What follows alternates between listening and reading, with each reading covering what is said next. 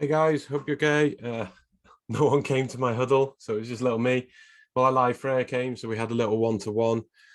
But the purpose of these is not really for you to have to turn up, okay? It's for you to sort of be able to post your questions in the group, and I'll help you. Do you know what I mean?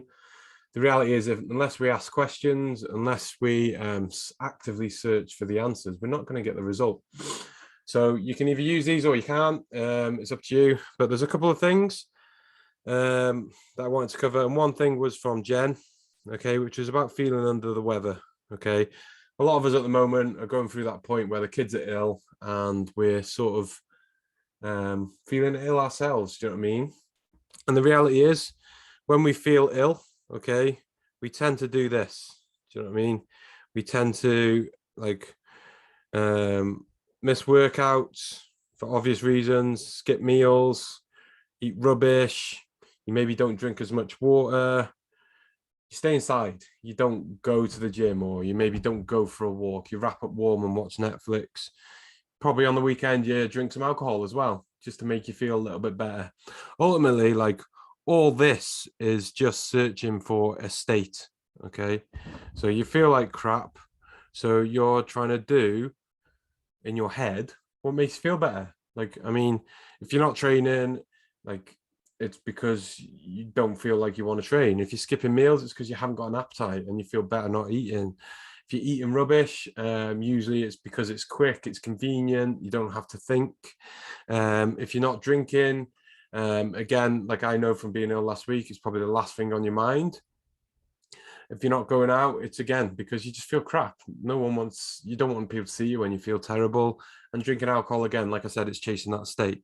But the reality is, if you do things that make you feel crap, guess what? You're going to feel crap.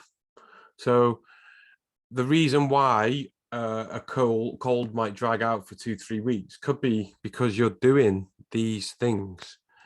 But what if, okay, what if when we felt ill, we maybe went out for a walk instead of doing our workouts? We got some fresh air. So let's say you work all day, you sat inside, it's dark and dingy, and you haven't been out. What if you were to just go out for a walk, get your steps up? In your head, you would feel better that you'd hit a target, that you'd done something, because you never feel good for missing a workout. Fact. And if you say you do, you're lying. What if you got some fresh air? You know, just breathing clean air.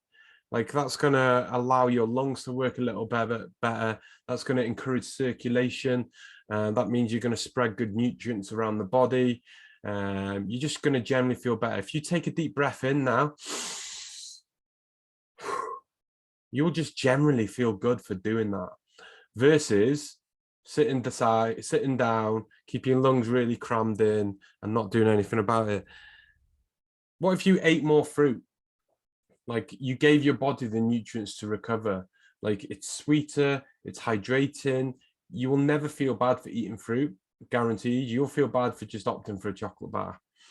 If you hydrate, you're going to flush the crap out of your body. You're going to encourage your kidneys to do the job and get rid of toxins.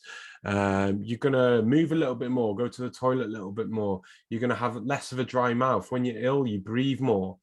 You're going to have a clear head. Because when you are dehydrated, you get things like headaches, which you probably already got when you are ill. What if you broke your meals down into smaller, regular, more refreshing meals rather than big, stodgy stuff? What if you like actually ate a little bit more better because that made you feel better rather than opting for a takeaway because it was convenient? I can guarantee you feel worse from it. What if you just went to bed a bit earlier? Like you're tired, go to bed a bit early. Don't sit on your phone, scrolling on Facebook and just mindlessly doing stuff and watching Netflix. Go to bed a bit earlier if you can.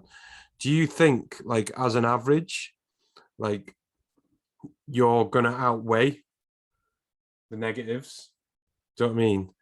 And it's just focusing on this sort of stuff. Do you remember, like, this is basically your non-negotiables.